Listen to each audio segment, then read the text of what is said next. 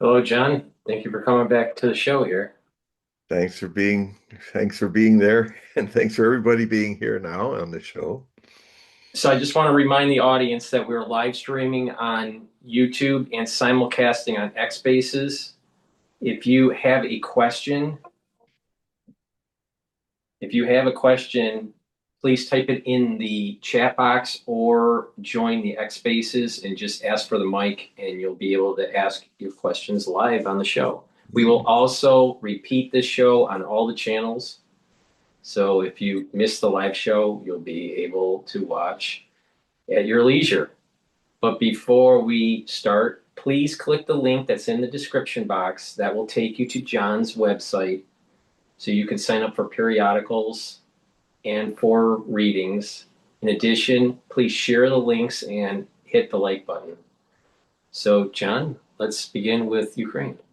Yes, I had done something new for my Hogue Prophecy report that I hadn't done before a few days ago.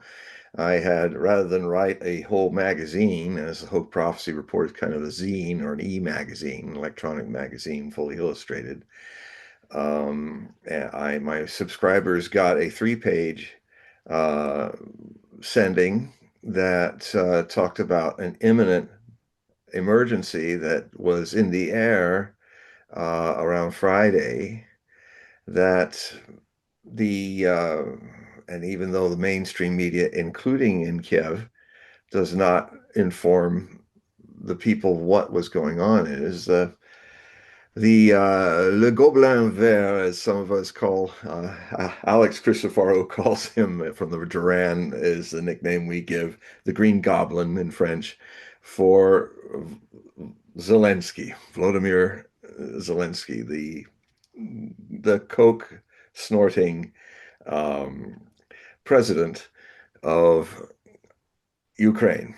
Uh, and it's not something I'm making up here. One time when he was higher than a kite in the presidential office, it must have been late at night and all, and he was really gone. He was he was sitting in his swinging chair and he's saying, "I like this and I like that," and then he spun the chair and then he kind of went, "Oh," like this, and he was kind of channeling his former comedy mode. And he was high as a kite on coke. And the other reality is, and I have that footage. It's on X too. They tried desperately to get it off, but it was too late because he sent it off himself. Um, the other time was when he was sitting in a train, saying goodbye to uh, the Chancellor of Germany, Merz, the Prime Minister of UK, and the President of France, Macron, and then the other fellow of UK. Well, it's almost not worth saying his name because he's probably going to be soon gone from being head of Labour Party and Prime Minister of England, Keir Starmer. So anyway, the press innocently barged into the little room where they're all meeting. They're having a little party before the train would take them to Poland because they can't fly in and out. And suddenly, all the folks, Macron was trying to put his hand near this a little snorter spoon that was left on the table, and he also was trying to hide a pack of snow, of cocaine snow, with his hand. They all looked like kids being caught trying to smile their way through it. Merz tried to hide the little snorter spoon. And Zelensky was there too, so they were snorting up with coke. The president of France, the prime minister of the United Kingdom, and the chancellor of Germany, and the president of Ukraine. So caught red-handed. So anyway, so it's an interesting time we're having these days where we have so many people with either doing things with their minds with drugs or having cognitive decline in high, powerful places during the time of potential well, this World War III, which has been going on now, we're in this fifth year since its conventional phase began. Uh, we are just, I don't know if there were that many coke snorting leaders of the free world or the Axis forces in World War II. But I know there's certain documentaries that talk about high Hitler because of all the drugs that Dr. Morell was pumping him with to keep him going um, when he was starting to get his Parkinson's disease. So they say that Hitler was often really high as a kite as well. And so anyway, that's a little divergence. So uh, that's the kind of person we're dealing with who's president of Ukraine, or what I would call the front man for the real power behind him off camera, which is the neo-Nazi movement of the Banderite fascists who really run Ukraine's government. The so anyway, here we were at Friday, and there was this Zelensky was openly threatening, which was not noticed or allowed on Ukrainian TV. A lot of my Ukrainian contacts were thinking that Vladimir Putin would just made up this threat that he was going to bomb Ukraine's government district.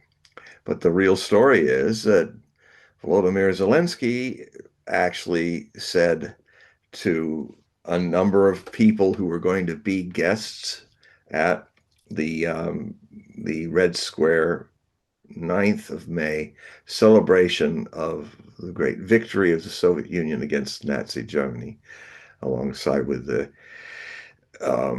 Allies in the West. But really, the Russians did the lion's share of the fighting and the dying.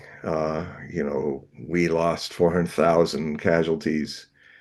The British lost maybe 500,000, 600,000. The French lower than that. The Russians saved the world from Hitler more than anybody else, and the cost was 27.5 million Russian citizens of the citizens, 190 ethnic groups, that is, of the Soviet Union. They were the ones that went into Berlin. They were the ones that finished off Hitler. And this is just the reality. And the story is that the Allies on the 8th, you wonder why we celebrate in the West the VE Day, Victory in Europe Day, on the 8th. It is because of a snafu that happened where they just decided to all force Germany to surrender when there really wasn't the right Soviet representative in the decision to make that decision. And so basically, the Soviet government protested and said, look, we weren't there. It is not yours to sign off the end of the European theater of World War II without us, who have suffered the most and fought the most. I mean, you Americans are lucky you didn't get a single shot from Europe. And your industries, and when your industries are so easily able to become the arsenal of democracy because you were not under fire, our industries in the Soviet Union were under fire. And under fire, the Soviet people dismantled 600 factories and dragged them over the Urals and rebuilt them in Siberia. And we were able to match your production where you had hardly a shot fired at you. We were under fire and we matched your production. 30,000 planes a year, 10,000 tanks, all of that. So under fire. When our cities in the western and cities on the west side of the Ural Mountains were afire, when we were fighting at the approaches of Moscow, Stalingrad, the siege of Leningrad, where 1 million of our citizens starved to death in the siege. Hitler decided just to starve us out, and we fought and we won this thing. So I'm just giving you this overview because it is very important. So the Soviets then they had an official signing that happened on the 9th, where all the allies were together and they got it right, and we really should all be celebrating. the 9th of May as the VE Day, Victory in Europe Day, because it included the people from the East that did most of the fighting in Europe to take out the evil of fascism. And now fascism is back. In fact, the Banderite Stefan Bandera was a contemporary of Adolf Hitler, and he was the founder of OUN and the what led to euphemistically called extreme Ukrainian nationalists, but in fact they were fascists. And they use a lot of the same Nazi symbols and all. In fact, of all the allies of the SS, the Nazi SS, the closest ones, the ones dearest to them as almost equals, were the Ukrainian SS soldiers. Latvians were third in the Baltic states. In fact, they still dress up in SS uniforms in Latvia and goose step up and down the parks in celebration of National Socialism. That's, you can find it. They still do it. And if you look and type in on YouTube and others, you will find the same torchlight parades of Nazi Ukrainians that still happen to this day. So that's an important backstory that you will not often hear on your mainstream news in the West. That this is why this war is existential to the Russians, because they fought Nazis before who wanted to take them out, who tried to bomb Moscow. And Zelensky said to these people, so there was a king who was part of the leaders of the Confederation of Indonesia, who he associates with, and he told the king, there's several kings of different regions of Indonesia. He told that king that, oh, don't go to the 9th and be there in Red Square. And he leaned in and said, it might not be good for your health. So he was very much wanting to send hundreds of drones against Moscow and have with a red square with all the thousands of people watching, the veterans and the soldiers marching with bands, try to drop some drones and kill a bunch of people on camera. That was his aim. So what happened was TASS and the official press of Russia and the spokesperson for the Russian president and the government, Zakharova, she and Peskov, they made it very clear that they said they started on the 6th of May to say notices to all the embassies in Kiev, foreign embassies, they say. It is time for you to evacuate your families and your office fellows and get out of Ukraine, get out of Kiev, because if we are attacked on the 9th, we will respond on the following day or two with a level of devastation that we have never unleashed before. And if you stay, you will be casualties of this. We are going to attack the government center, national government centers, its buildings.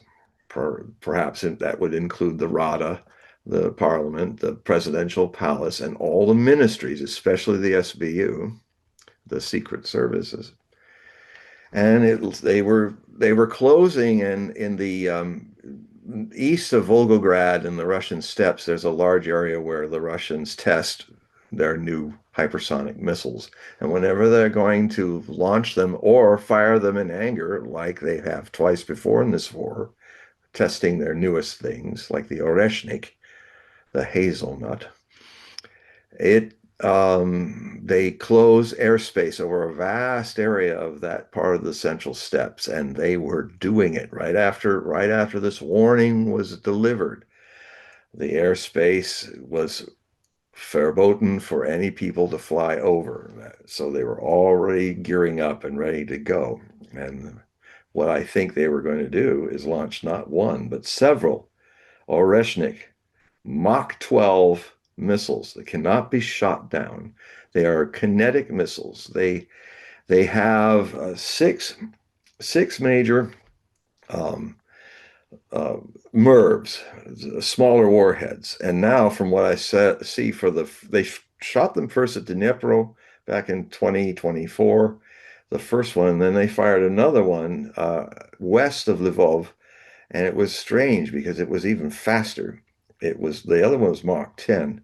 I could see the lightning. They came when you've got warheads coming out of space coming towards terminal velocity, they are flying at Mach 10 to Mach 5. That's 10 to 5 times the speed of sound. And they are literally aflame like a capsule coming back into space, like Gemini or Apollo or this most recent Artemis capsule, blazing as they come back in because they're flying so fast. And but the second wave that they hit a number of targets that were far away from the main target because now they have retro rockets. They have rockets on the ends of these MIRV, they're like cones, with high tungsten heavy metal center, which it's kinetic energy. It's not a nuclear bomb. It's not really conventional either. It's a whole new order of weaponry that is not radioactive, but can do damage like atomic bombs.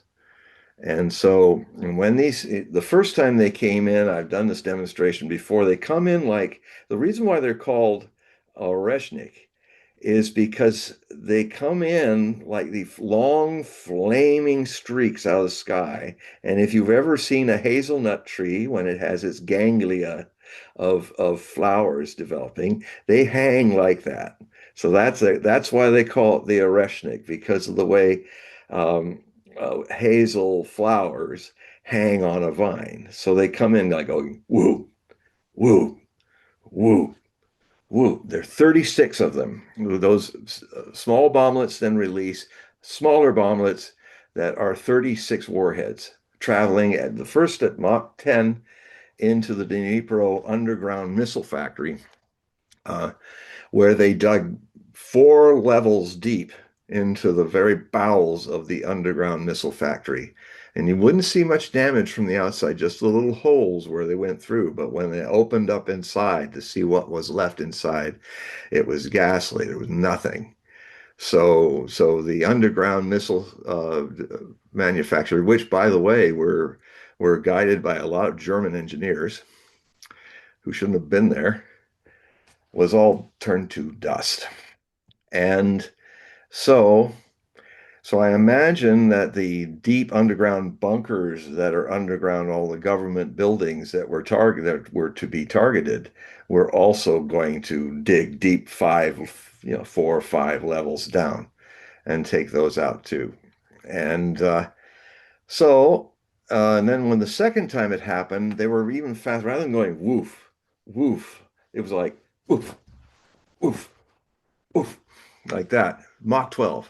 You can watch it, go on X and say, spell out Oreshnik. You can see CCTV cameras in Western Ukraine showing them coming like, they're like lightning. They go like that. And they destroyed a huge factory. They destroyed a natural gas reserve underground bunker of gas, which also had 30% of the European gas stored in it with the Ukrainian gas, natural gas. And that glowed and fired for a long time after. So the Russians got in contact with Trump and his cabinet, and with briefly talking to the president, for the President Trump immediately called Zelensky and leaned on him hard. He said, "You're not going to fire anything at Moscow. You're not going to fire anything at Red Square." And so Le Gobelin Vert, the green goblin, relented. And this is actually good news. This is I have so few times to give you good news. And this is actually very good news because one of the greatest dangers of this war is in especially in the Ukrainian front of this world war. There are now actually the Ukrainian front and the Persian Gulf front, the Western Asian front. There's also the Sudan front and a new front erupting in the Sahel, where a lot of the Sahel countries are fighting terrorist organizations that are trying to overtake Mali in the central part of the Sahel. And the Russians are there. The Wagner battalions have now become full contracted Russian soldiers, and it's now called the Russian Africa Corps. And they have been training the Malinese and Burkina Fasans and the Nigerians to wage war against these American-backed, European-backed, uh, Salafist, uh, Islamic fundamental extremists that are trying to take over Mali and this is all kind of a run to eventually take over the whole area there and gain back the yellow cake uranium that that now the Nigerians now they used to it used to be something like $250 a pound or ounce of I might get that wrong, but um, the Nigerians, this classic way the West handles the colonies and the colonists. The French used to come in and grab that same amount measurement for $25 when it should have been 250. And just ripping it off from the people who are digging in their resources, their reserves. This is the reason why in 1953 the Iranian people rose up and chose a prime minister, elected a prime minister to nationalize Iranian oil because British Petroleum was doing the same thing to the Iranians, giving them, oh, here's your penny, and then we make all the profit off this. And they say, no, this is our resources. So they stood up. They were one of the earliest people to stand up against that. The British went crying to MI6, and MI6 went crying to CIA in the United States. And the two of them conspired to do a violent overthrow of Mossadegh, who was the prime minister, who was really giving back the people their resources. Uh, and they overthrew him. The Shah, who had been kicked out, was then allowed to come back, Reza Pahlavi, and he, with the help of Mossad, Secret Services of Israel, and the CIA, trained, uh, and these were Israelis that used to fight in Irgun, which was a terrorist organization bombing people in Transjordan before it became Palestine. A lot of these people had survived the concentration camps, and they learned a lot of new tricks of cruelty and to use upon people, and they knew what it was like to be under the boot of the Gestapo, the secret service, the secret police of Nazi Germany. And so what they did is their goal was to create a new form of the Gestapo that was even worse than the Nazi Gestapo. In Iran, it was called the Savak. And they terrorized for the next 27 years the Iranian people like they were under occupation.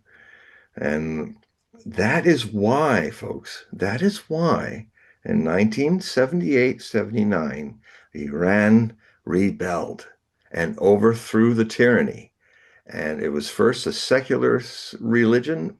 It was a secular uh, revolution, that is. And then a lot of the people wanted to have more religion in their life and not be a secular nation. So it became the Islamic Republic of Iran.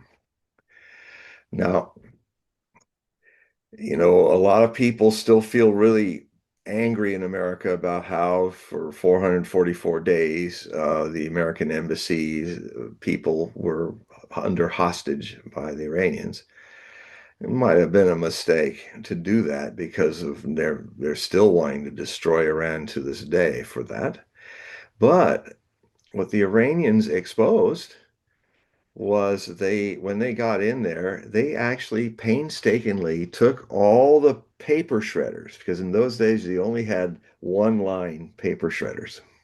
So they had a whole team of men and women revolutionaries repaste together all the papers that had been shredded.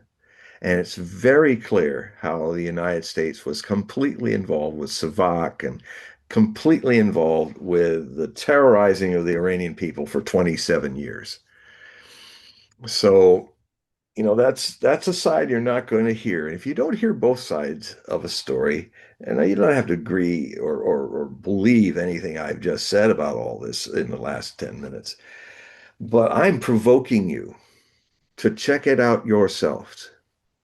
Because if there's anything that is most dangerous about this Third World War, as it's been foreseen, like with people like Matthias Stormberger back in the 1790s, who had remarkably accurate prophecies about World War I and II. And why should that change with number three? His most threatening forecast, he said that when the Third World War happens, in one morning, more people will die in this war than all the wars that were ever fought. He said that people, the human beings, the people of the world will walk with their eyes open into these catastrophes. Now, contemplate on that vision. Why would people walk in complete surprise into a catastrophic war that destroys civilization? They walk into it with eyes wide open because they were not informed. You are not informed, you of the West. You do not know the backstory. That's what I try to write about in my Hogue prophecy reports.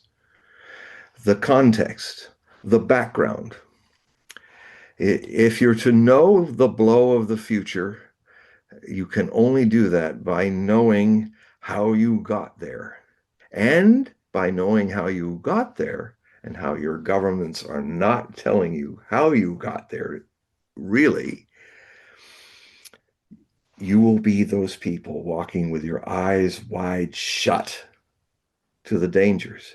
You will be the people in governments in the West, and especially in Europe, who every time the Russians show incredible restraint, like when they took drones and started bombing Russian strategic bombers in three different places across Russia. The Ukrainians did this. When they started to use long range biplane drones to hit these huge radars that are the early warning radars, so that people of Russia can see over the horizon to see if somebody is taking missiles and attacking them in a surprise attack.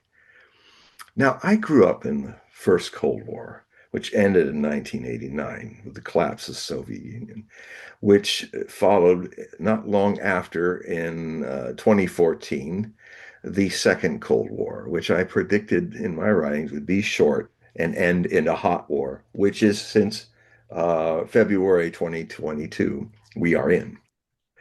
It's a world war. Finally, after all these years, I'm noticing in the mainstream media, a lot more people are finally embracing the reality. Just like it took time for World War II for people to embrace the reality that this was not just a bunch of flurries of wars. This was a world war. They didn't know, they didn't think that back in 1939. It took 2 years and a few months into the war before people in 1941, the end of it, called it a world war. Well, we're having the same delay now. Things repeat themselves, especially if things are done unconsciously. Unconsciousness is very predictable. Intelligence, enlightened people are not predictable. They are spontaneous in their intelligence. Intelligence is always spontaneous. And like the spontaneity of an innocent child is its foundation. So, so there were many times when the Russians, what did the Russians did not react like we would have reacted in Cold War One because that was started World War Three. They're really, we're looking at leaders in the West, Biden and now Trump and now the European leaders as people that have gone mad, that have been openly talking about using nuclear weapons.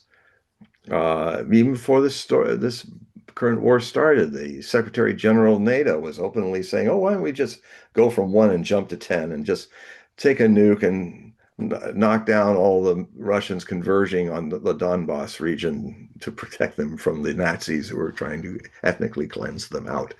Let's just drop a bomb on them." Now, if you said that in Cold War One in the 80s, let's say, you'd be carried off in a straitjacket, but not now. If Zelensky in February 2022 in the Munich Security Conference had said in the 80s what he said then in 2022, what he did is before everybody with the Vice President of the United States, the lady who shall never be president, they were all looking with smiles. Nobody was grabbing him because he was saying, "You must give us nuclear weapons. We had nuclear weapons when the Soviet Union collapsed. You must give those to us now so we can drop them on the Russians." Now, he should have been pulled aside and like, "Look, you know, what you're saying is crazy, and you cannot say that." And they would have, but what were they doing? They're all standing there and going, "Oh, that's nice. Isn't the Green Goblin a nice fellow?" He's just talking about, and he's also lying. Those nukes that were in Ukraine were property of the Russian Federation, which was the federal body that took over from the Soviet Federation, Soviet Union of Socialist Republics. And even the leaders of the West that preceded these people made it very clear that those nuclear weapons did not belong to anybody but the Russians. And thank goodness, because now the way Ukraine is, they would be armed. They would be arming fascists. Hitler would finally get his bomb in spirit. So that, thank goodness that didn't happen. So anyway, I found out that it was Putin, the president of Russia, watching Zelensky say these outrageous things. And he was not so much about this idiot that was saying them. What terrified him was that the leadership of Europe, all arranged there, were all going, "Yeah, yeah, let's give them the bomb." They said these are children. These are man children and woman children leaders. They have the immaturity of 7-year-olds. And it was actually that moment where Putin and his Security Council said, "My God, we're going to have to go. This is now becoming an existential crisis for us. We're going to have to step into this thing that we've been trying to stop for in Minsk One and Minsk Two, and trying to negotiate a peaceful end to the civil war that the fascist Ukrainians were fighting with the Russian Ukrainians, who were their victims." And that moment was when Russia realized they were going to have to get into this, and they knew it was a trap. The bear knew it was a trap, but this trap and this problem is right in front of the bear's cave. And these people have been advancing against their promises at the end of the last Cold War not to step one step east towards Russia. And then with Clinton and Bush and Biden and all these people and Obama, they step by step converged right on the borders of Russia. And even were dumb enough to say, oh, the Russian army is right over there. My God, they're so close. I mean, there were people who were actually saying that, leaders like, oh, my God, we're being threatened. Look at all the Russians on the border looking back at us. Yes, well, you just walked 800 kilometers over 10, 15 years to be right to see the whites of their eyes. They haven't moved. You fools have moved. This is what the Russians are seeing is the crazy people that are running the West these days. So, so I could go on so many times in this war. Anything Russia did that showed restraint was concluded by these idiots to be a sign of weakness. And it was interesting because a dear friend of mine, when I sent out that emergency letter about it, I expanded it after she said, "Well, let's hope they remain in restraint." And what I felt, what came out of me was a a further part to the letter where I started to think about Ecclesiastes in the Bible, the Old Testament. And, it says there's a time for everything under heaven. There's a time for love. There's a time for hate. There's a time for sowing, time for reaping. There's a time for war and a time for peace. And I would just add, there's a time for restraint, and there's also a time for no restraint at all, to actually act upon a threat, to demonstrate what these people have forgot, what most of you have forgot, what nuclear weapons can do.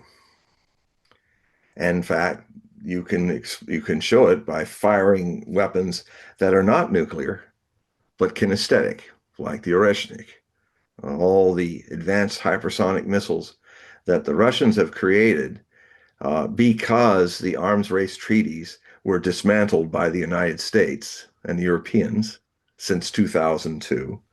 All of them. Even the New START was left to come and go in February of this year, I believe, if it wasn't last year. And what that means is the Strategic Arms Reduction Treaties, all the treaties, the IMF Treaty, the ABM Missile Treaty, all these treaties have been erased, many of them by Trump in his first term. So we are naked. We have no deterrence now for arms races across the world. And so this is the place we're in. With wide eyes open shall they walk into these catastrophes. Well, I'm here, and people like me, not just people in the prophetic field, but people in journalism, we're out there trying to really open your eyes to the danger for your own good. Now, the the thing that is good that has happened is the threat. Somehow, these bullywimps in the West that run their countries have revealed a a love to survive their own stupidity.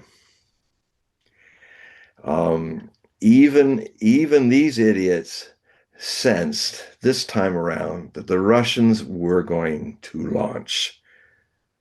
Trump got it. Zelensky got it. The two biggest idiots of them all. They have a survival mechanism that's still alive, and that's a good thing. Even a wimp, a bully wimp, has a survival mechanism. where maybe he doesn't want to be thumped first and turned to ash. So these are the things. This is good what happened. This has broken a very bad habit of the West. Not believing restraint is good for them. The Russians made it clear, and the good news is on the 10th of this is today, we would have, if they had done what they had done before and just shrugged it all off as weakness, the West, the center of Kiev would be aflame. Thousands would have died. Many diplomats, because actually the European Union sent more leaders to be there. A lot of leaders would have been killed. The Ukrainian government may have been decapitated. And we would have been in a whole worse world than you can imagine we've already seen in these last few months. Um, Fortunately, there's still a spark of intelligence in these idiots, a need to love life because they felt it, because it was really coming. So once again, we have dodged another bullet.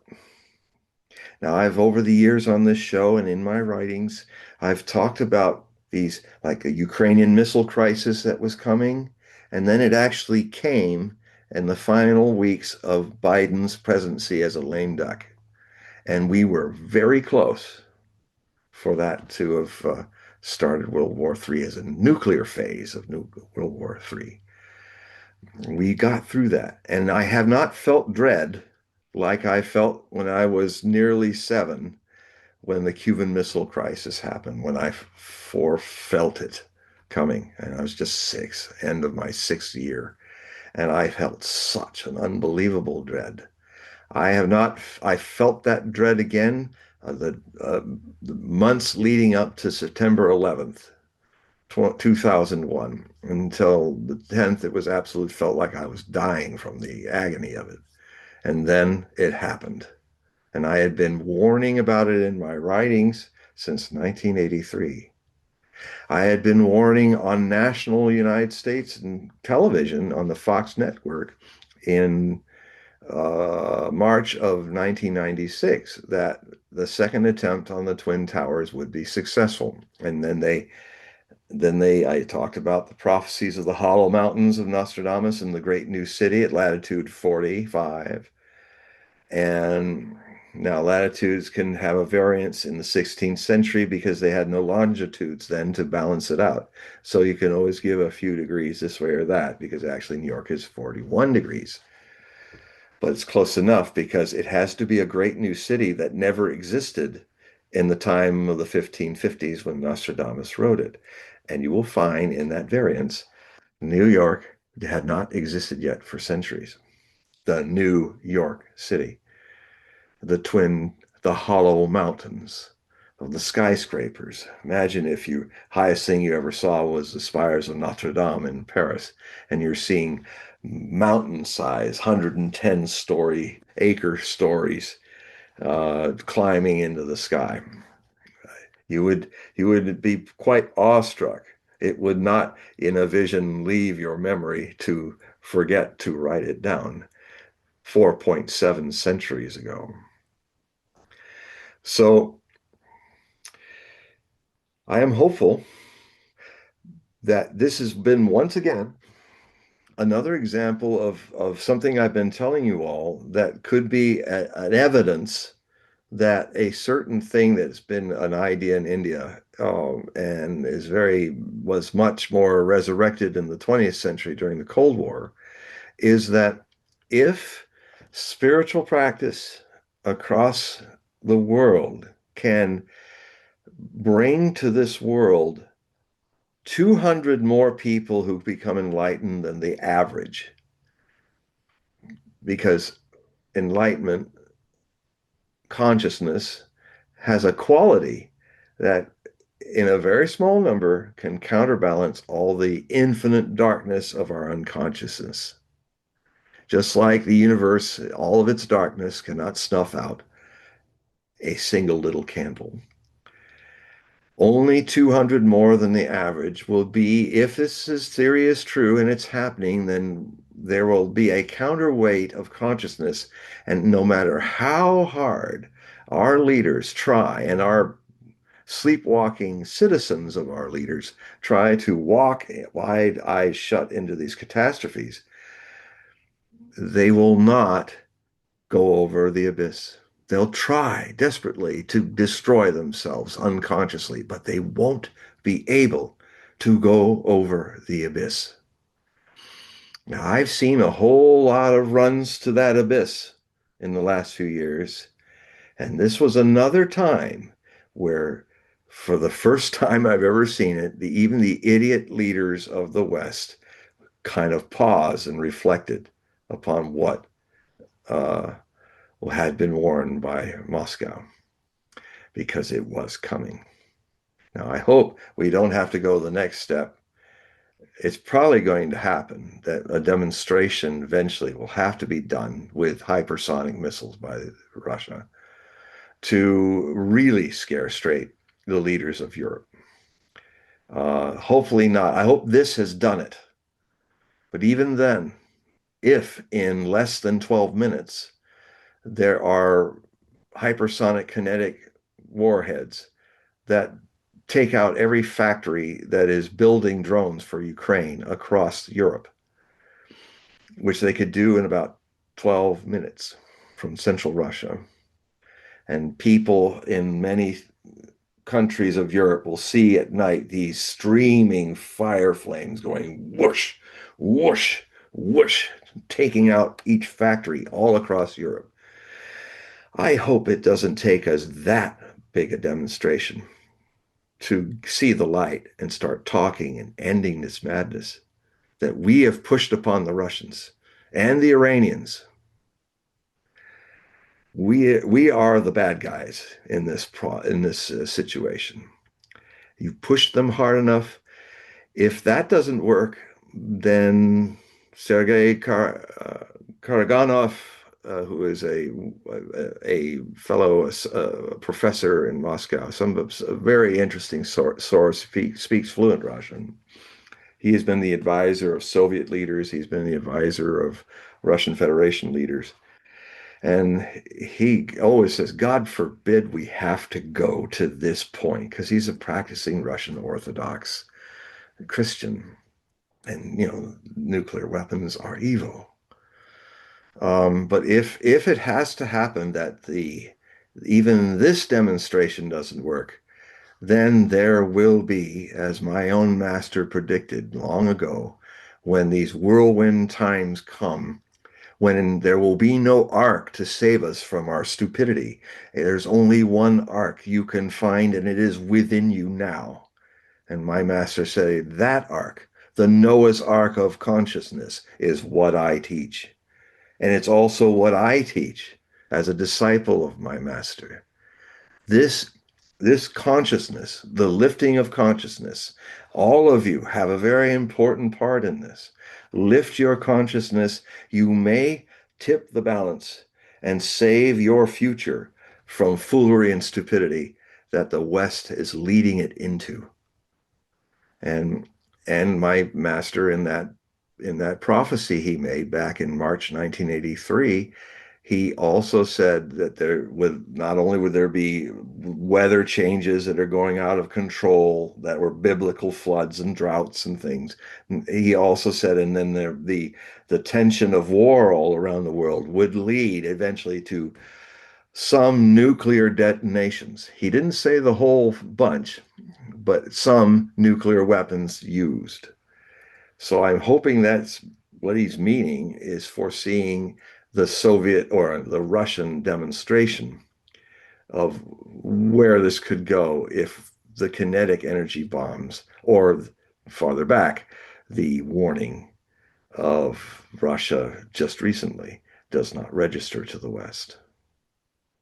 I'm hopeful now, more hopeful that we may actually get the dickens scared out of us, rightfully, to wake up and get through this The the first half of the 2020s, which for 30 years, 40 years I've been predicting would be the key decade for humans' future survival. The first half of it sets the stage. The second half, we are entering, will make the vast changes in 5 years that have not been seen in 5,000 years. That for the better of our existence, we shall bear the travail and be born anew from these travails. So, is there anyone who has a question? There's two questions, but before I bring them up, when you were talking about Ukraine and the missiles, Mhm. X Spaces dropped the live stream. Wow. Yeah. So I had to reboot it. So the ones that were trying to join the old link, I just posted the new link and reset it. So, welcome to the world of censorship. Welcome to well, that's very interesting. We've just had a living example of how there are forces in our world that want you to stay stupid lemmings that are just going to walk off a cliff. Okay. And so, but your alertness, you becoming more alert will help that not to happen.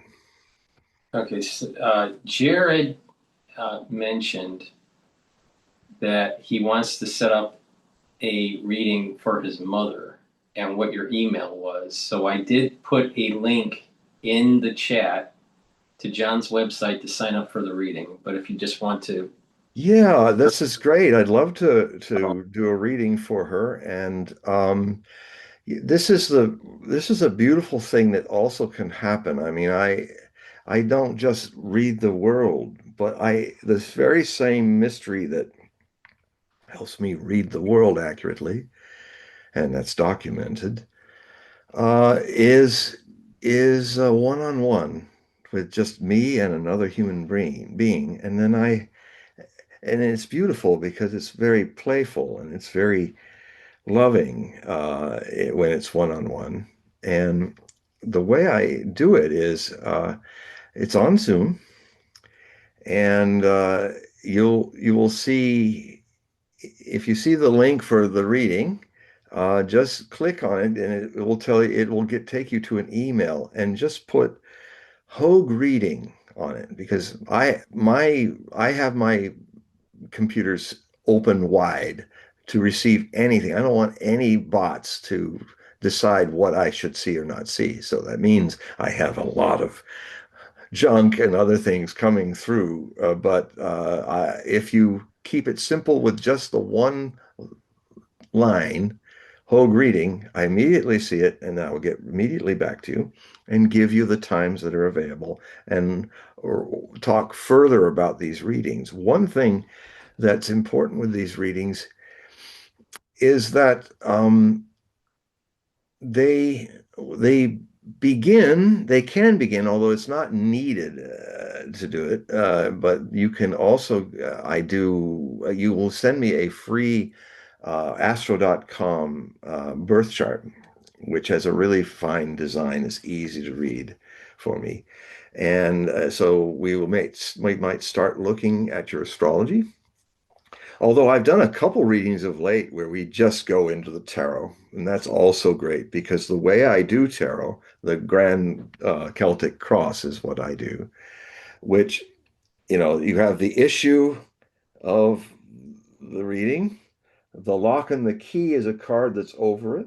The top card I call the message from the world of splashing waves on the surface of the oceanic consciousness.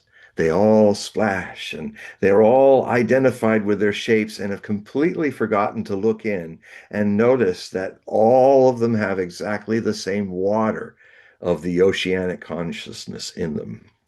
But that 1/10, so that's the 1/10 conscious world. The bottom card underneath the center card of the cross is the message from the oceanic, the source of all of us, then the depths, then the past, then the future. Now, there's this thing I do which surprises even me, and I wonder if any of you do this. I will start a Celtic cross, and and then if it gets to a point, the cards will tell me it just happens. It's like you need to pull me out of this deck and start all over again, a new Celtic cross.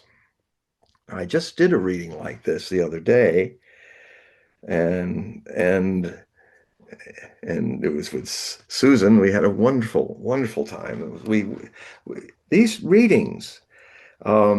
What I do is I usually have it set on Zoom for free, so I just do the 40 minutes, and then there will be a pause for 10 minutes, and then I will send the Zoom meeting link again to start another 40 minutes, and then I will do it a third time.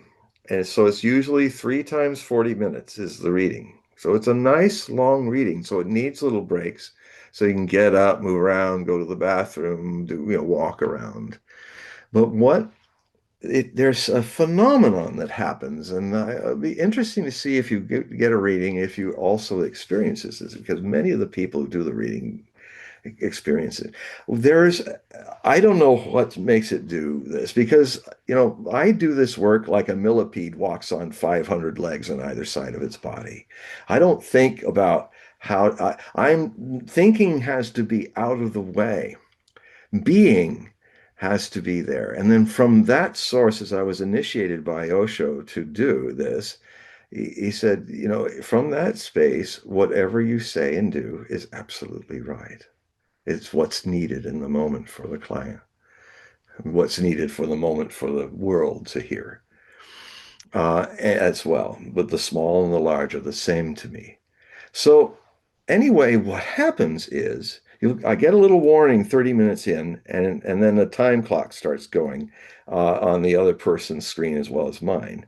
But what will happen with each 40 minutes, the warning seems to come much faster, then like it was just a minute ago. Time, I can only say that whatever happens with this interaction, time changes. The clocks are the same, but time changes. Times, I think we mistake it for going fast when actually it's standing still. There are moments where time seems to stand still. And and so I don't know how it works. Don't ask the millipede how he walks. He'll fall over. Just enjoy it. But what I love about this is, that, and it's quite entertaining in the middle of the reading, is it's like we're going through the reading and it's like, oh, there goes 40 minutes, like it wasn't even there. And we laugh, because the little light goes on. And then it's a wonderful, it's kind of an epic way to do readings, but it's worth it because we go deep into things, and the cards are playful as they are deep. They are the Osho Zen Tarot deck. Makes sense. I'm a disciple of Osho, a devotee of Osho. So Mahadeva Padma was a friend of mine who drew and painted these cards, and what they were like about this big, a little acrylic painting with fine brush strokes. And in the ashram in 1987, when Osho was guiding her into creating the Osho Zen Tarot deck, it used to happen that if you passed the ashram bookstore, there would be one of the paintings in the window display drying out. So I got to see a lot of these paintings after they were just painted to become later these cards, which this deck has become one of the most popular cards in the world since then.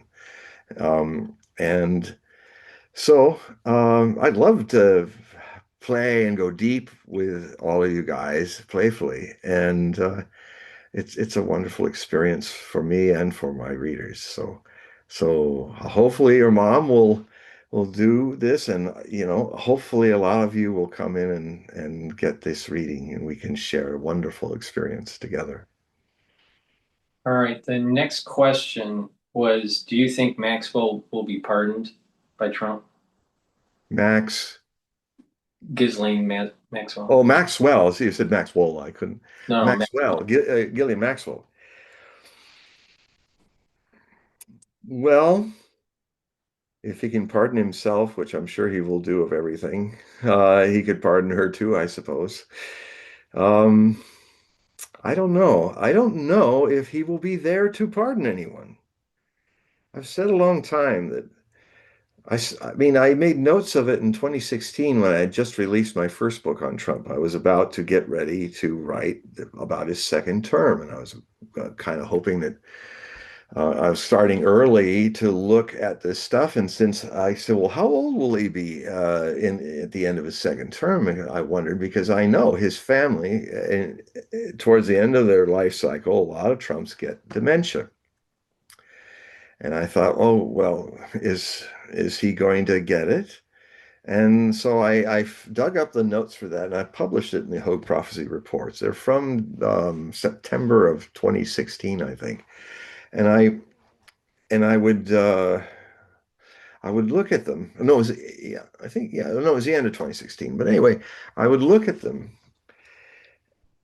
And now, and I was writing in outline forms, one-liners, and I basically said, well, it looks like he'll just miss having cognitive decline. The window will open a year or two after.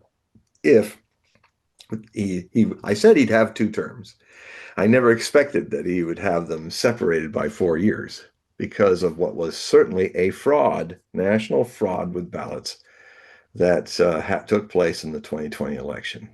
I can prove it. Just open those sacks and get some political scientists in 50 straight states to start reading the chads of all those stacked up sacks of ballots across 50 states and some territories. Because what happened in 2020 is exactly what happened in 2000. And back then I said, no, Bush did not win the popular vote of Florida to win the Electoral College. That Al Gore had won and Bush was a false president. And everybody's going, oh, you're just a sore loser. You've been predicting since 1968 the accurate guy, and you just can't handle that you lost. I said, no, well, prove me wrong. Count those ballots, count all the ballots of Florida. And a year later in Tallahassee, a bunch of political scientists did count them. Gore won by 76 votes. So when that happened, at last, I'm always happy to have objective evidence disprove what I'm saying or prove what I'm saying. And I tell you, it's the same vibe in 2000 that made that prediction. It's the same vibe that I made in September of 2020. I saw the fraud coming before it became a big thing to do. And I tell you, if you count those ballots all across the nation, if there's not been burned, you will find that Trump probably won a slim popular vote, but for sure the Electoral College again. You will find at least 5 to 6 million, sorry, 5 or 6 million fraudulent ballots mailed in. And the other indication of the proof of that, with more people anticipating another fraud, isn't it funny that about 5 million votes were less than what happened in 2020? That's a tell of something shifty going on. Where did all those ballots go away to?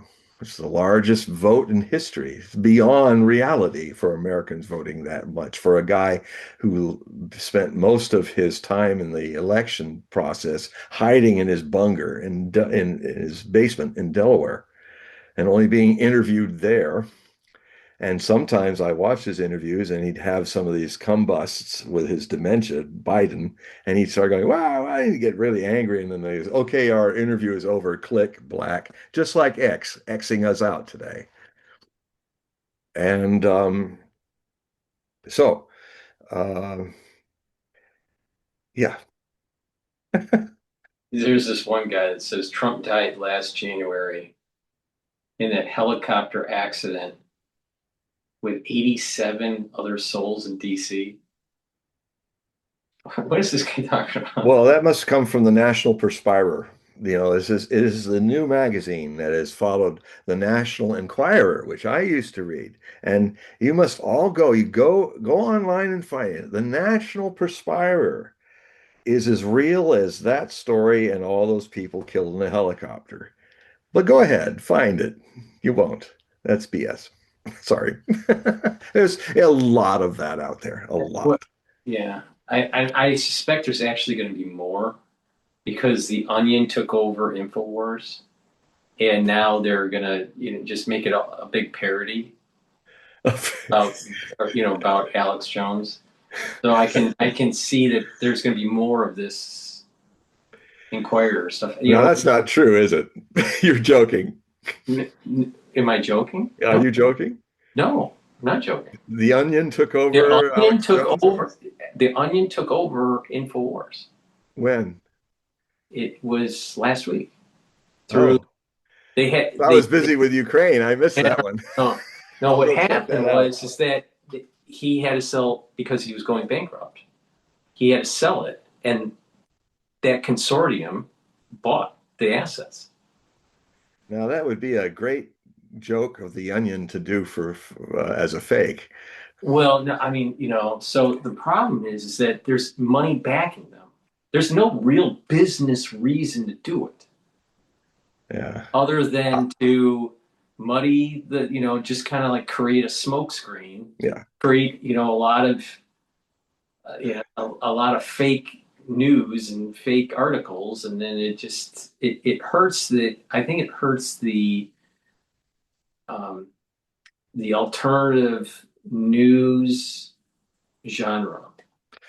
Oh, well, I can tell you this whole thing. I'm actually often called from people to train them. I think I'll do a little now for your audience because there's been in the last few months these AI versions of a lot of my major sources, Alexander McCurris, John Mearsheimer, Scott Ritter, to the point that now Scott has to put up the real Scott Ritter. And so I'm often getting letters and often I'm writing and speaking about it, is how you can tell when, like if I become the AI John Hogue, I'll act the way they work. My mouth will be it'll be like curling and blurring. The lips will blur, and I will do that, and I will go this again. And none of my emphases will be in harmony with my emphasis as I'm saying it. And it loops. If you notice the Oh vision yes, loop a little bit, if and you it'll go watch look like for this, long and you enough, jerk, and then your arms are not actually following what you're saying. It's almost like a John Wayne moment where he goes, "Well, I tell you, little fella, you just got to go over there." You know? Or that's actually too accurate for over there. And yeah, I mean, I should do courses on how to watch a fake. but YouTube, they're producing a lot of AI slop now. The creators are what is called AI slop, Yeah, and so you have individuals doing this AI off of Mearsheimer and others. yeah. But also, if you just look at documentaries about anything, history Oh, documentaries, what oh, you'll notice right now, it's a lot of it is AI driven compared to last year or 2 years ago. yes. And what's going to happen, I think, is that individuals will actually stop using YouTube. They'll stop. I will not watch an AI documentary, even if it's accurate, because I would rather have some narrator walking in a scene or, just I want some human creativity Yeah, with what I'm watching instead of AI driven content. So I think well, that many people feel the way I do and that yeah. it's going to hurt YouTube. Well, yeah, in fact, there is some word, I don't know if it's true, but some of the alternative media people, because they complain about it and it doesn't get taken off of YouTube. And when you look at the clicks that they're getting from these fake representations of people like Mearsheimer or the Duran or these people, um, they're making a buck out of it. That's one accusation. I don't know if that's true, but they are actually made by YouTube, people that are in cahoots with YouTube. Because why is it just all the alternative media people? That's trying to deceive people, and they do the voices very good. But unfortunately, like Scott Ritter, he kind of talks like this, and he goes on. He doesn't breathe. He just keeps going on and going on. And if you really watch Scott Ritter, he's always going, well, and then he's moving around, and he usually has an ironic smile that comes up when he's about to deliver some put finger pointing at BS. And so I had a friend, longtime friend, who says, I'm having a hard time. Is this really Scott Ritter doing it, or is it somebody else? And so I had this idea. I said, so I watched the one he watched, and I'm actually going to do an article on it, either in my new Substack or in the Hogue Prophecy report. And it's going to be out there where I'm going to give you two examples. And you're going to watch the unreal Scott Ritter with his voice kind of like this, and he doesn't have any monotone, and you know. And then when you go to the real Scott Ritter, for one thing, the fake Scott Ritter has perfectly good teeth, front teeth, upper teeth. But Scott has this habit where he rarely shows his front teeth as he's talking. You see the bottom teeth because the front teeth are actually pointy and a little fang-like. And so you'll see Scott's real teeth. And Do it's you good think to use this as a challenge to get more alert. You can turn the tables on these people who are trying to slop everything. If you start becoming alert to smell BS and smell BS documentaries and BS facsimiles of real people um, that they don't like, you know, then, then you can turn this ugly thing into something good. It'll make you more keen, more sharp, more aware of, and that'll be good because you don't want to be hoodwinked. Maybe you do, if you don't try. But for those of you who don't like being lied to and think it's heading you to some value, um, the first thing you can do is start being a lot more alert. Now, on the point of documentaries, now, of course, in my work, I watch hundreds of hours of documentaries and things, and and I've been doing it now. It's in my experience of documentaries. It's even though those silly things are happening, and I just go somewhere else. I don't stay there, but I do find old documentaries that have not been changed. And all the documentaries pretty much up to this year are they're still there. I find them. Um, this is another thing I should teach. I should teach how to use algorithms. It's my open secret. I just have a knack for put, putting the right code together and getting to all kinds of places that I'm surprised I get into. The main thing is, the main fundamental thing is your YouTube, your AI world is trying to magnify your ego's interests. And after a while, you will think you're reaching a lot of people and a lot of things, but what you're actually being done by this AI is bricked into your own little ego world where all you hear is what you want to hear. All you see is what you want to see. And all the people who are giving you juice are just reflections of your own ego, what it likes. It's one of the reasons why even before AI was doing this so well, why so many people on YouTube and other places, if they're given by accident a contrary answer, if somebody said, "Well, no, that's not true," or "No, actually, it was Vladimir Zelensky who started those threats." No, it wasn't. You can't say that. People melt down. They kind of melt down like 7 or 14-year-olds because they are being slowly turned into infantile uh, troglodytes, zombies, because the machine is trying to narrow down. And there's one way to break it. It's a very simple way. I mean, it's kind of a variation of what you do, Paul, with all your different channels. Is I call go Ewok. Go Ewok in the like in uh, Like, Return of the Jedi. They get into the big Imperial two-legged thing. They hop in there and they get in the seats and they just start pushing buttons. And like poor Chewbacca's on top, still outside. And he's trying to get in. He falls upside down into it. And he finally gets in to actually pilot the thing. Start being Ewoks, folk. Push a button. You go online, you go to something you never even be interested in, and push it. Push it, give it a thumbs up.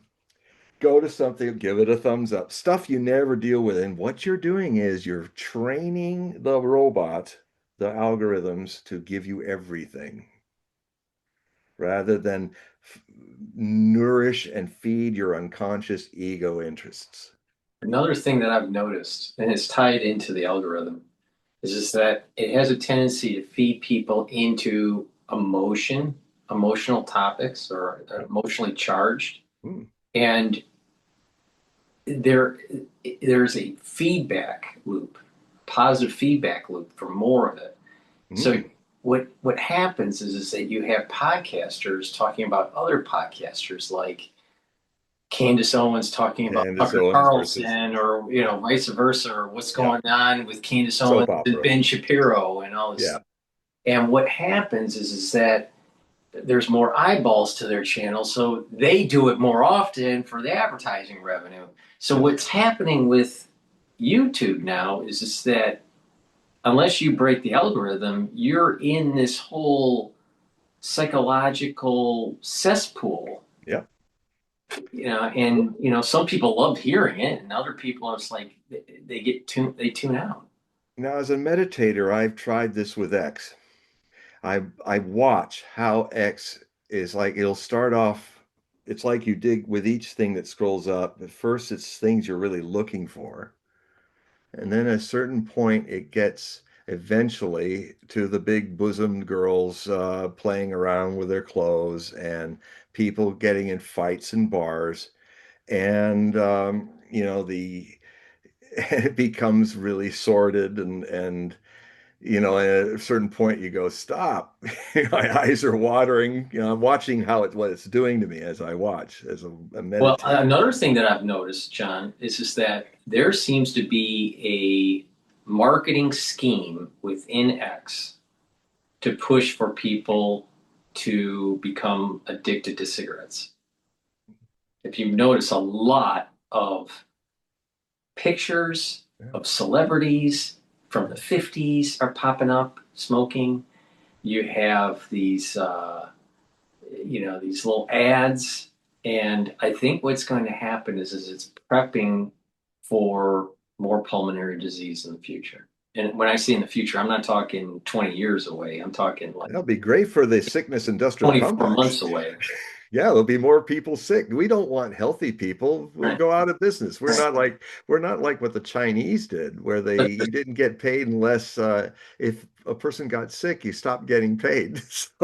So they made it was health oriented. But and I'm not talking about you as a doctor or anything like that. It's this big system, the sickness industrial More, complex. more Not people, sickness. I'm noticing more people in New York because they're stressed. And I'm noticing Mhm. females, not guys, but females smoking more often on the streets. Yeah. But that declined for several years pre-COVID. All right. Yeah.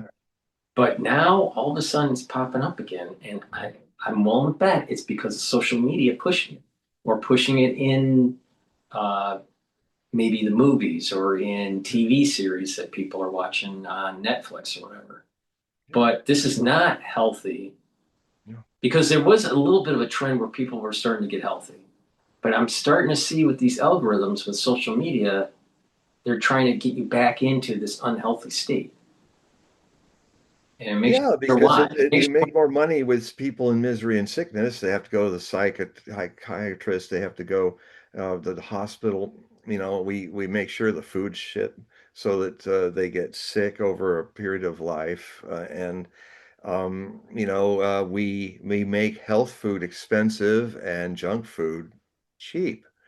And really should, if the whole country would be healthier if we actually said, I mean, Bloomberg was wrong when he tried to get rid of the big slurpy bottles of oh, the, sugarized pop and made what he should have done is said, no, you can have as much as it's a free country, but with freedom comes responsibility.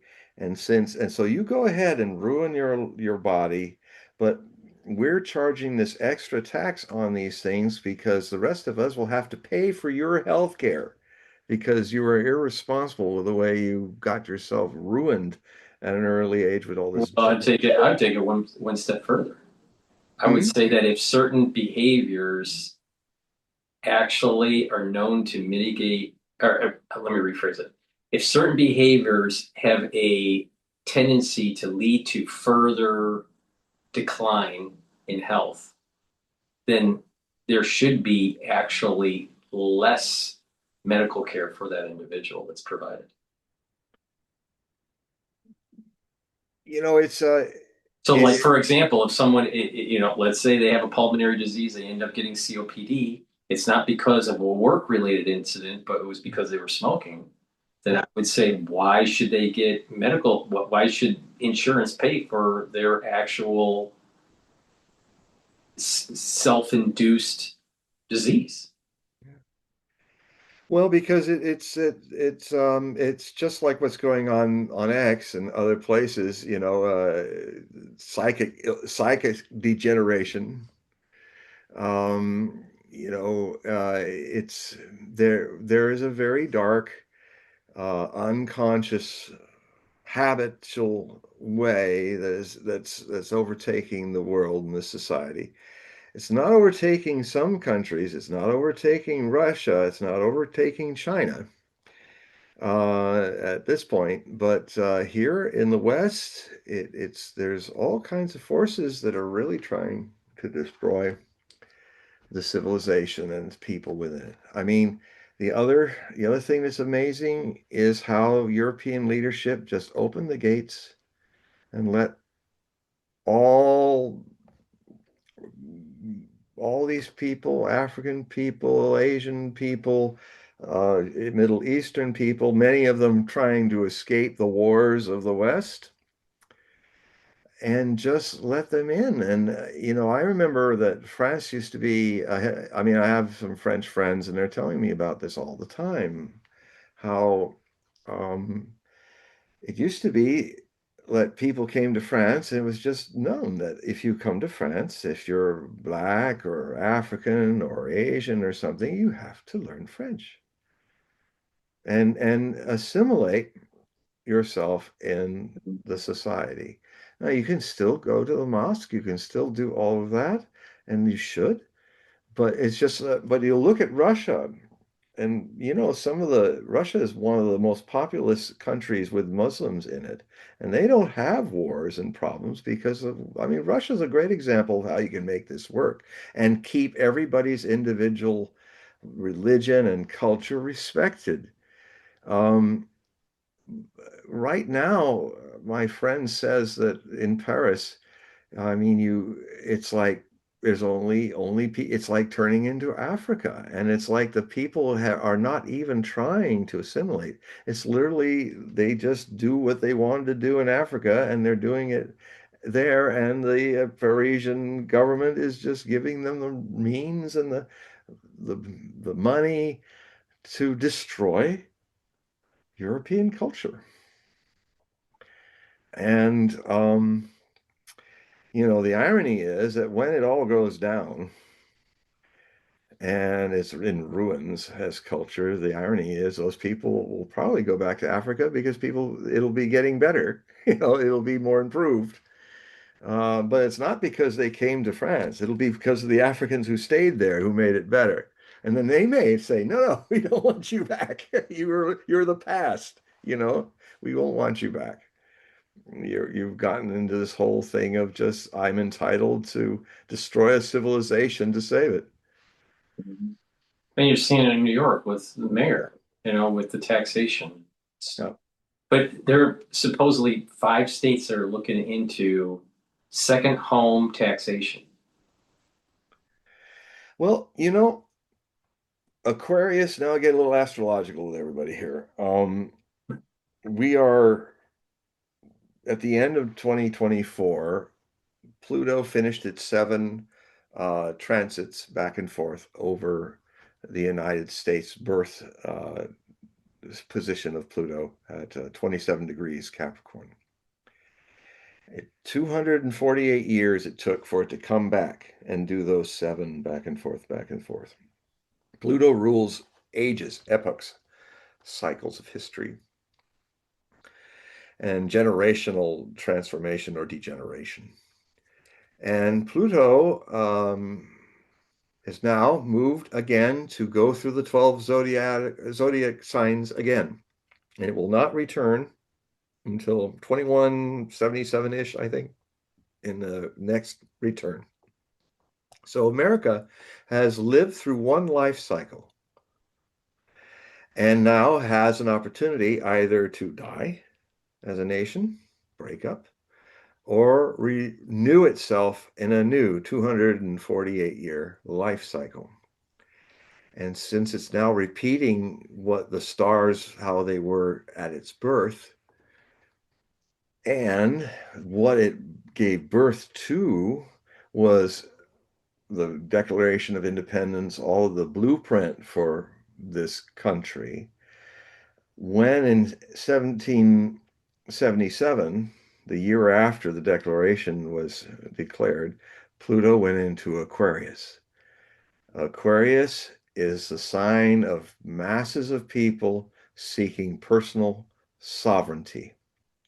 And they do this with revolution. The United States triggered the Enlightenment with Rousseau and all that was happening in France was read in the 13 colonies of the British America.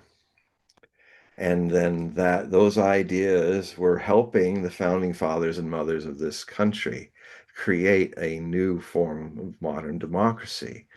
But that modern democracy was a blueprint in 1776 that became a battle, a construction, a building, an action in the early degrees of Aquarius that saw the US Constitution born, the Bill of Rights created. It was the blueprint now starting to actually create the signs and the tools of a revolutionary concept. And the French were fascinated with it, French people. And in fact, then they had in 1789, they had a revolution based on what happened in America. And that revolution was the doorway for a century of revolutions to, to change the world in these 248 years since America was born.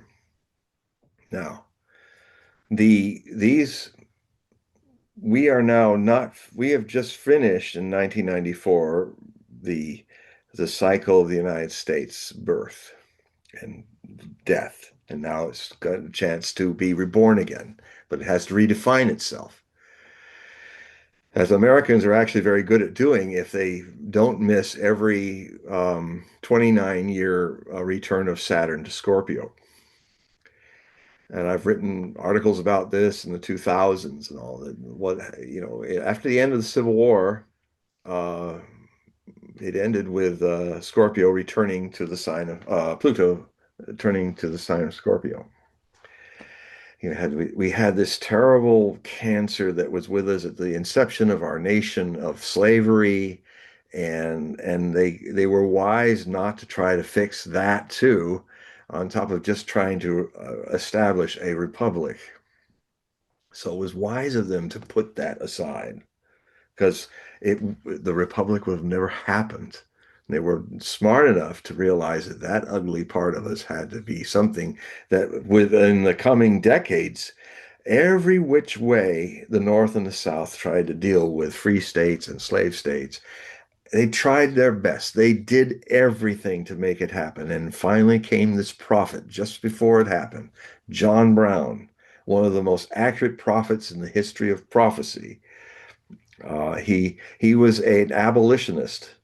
He was in with the inner circle of abolitionists living in Springfield, uh, uh, Massachusetts. And even he, after being part of the Underground Railways, trying to save slaves and bring them to the North, its whole network, he was very much involved in that.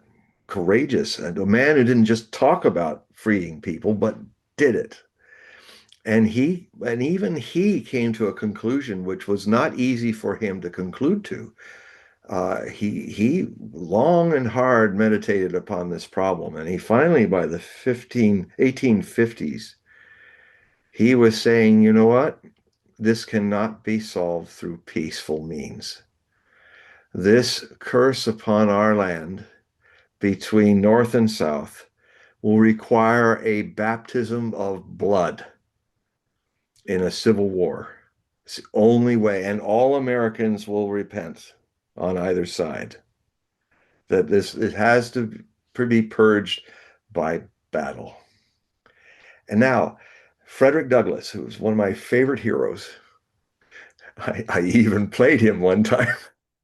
Forgive me, blackface, good bushy beard and all that. When I was in sophomore year of high school, I actually read his speech and I dressed myself up, put black on me and this wiry wig, and I played him in a little drama in my sophomore year. Uh, and I love this man. I want to be this man. and and so this man, when he was younger, he met up with John Brown in this church in Springfield, and all night they discussed this very issue. Can we solve this problem through peace, or must it be solved through war? And unlike the Hollywood renditions of John Brown, he was actually a very measured man in the way he just bore witness to Frederick Douglass and said, "I've looked at this, I've fought with this, and now I realize, being on the Underground Railway and all, I've come to the conclusion. It's not a conclusion I want; it's a conclusion that's the truth." Is that this can only end up in a civil war. And so they spoke to each other about it until dawn. And then Frederick Douglass, in later books, wrote about that night. And he said, I still continued to fight for peaceful means to bring this about. But in the end, even more and more, it became apparent to me that John Brown was right, even though I could not do that, rebel like that. So even Frederick Douglass had to come to Jesus moment about it. And then when he was also had his eccentric side, he then tried to start an insurrection, and he was paid by all the top abolitionists, including the husband of the woman who would later write the Battle Hymn of the Republic. My eyes have seen the glory of the coming of the Lord. He is, all that amazing song. And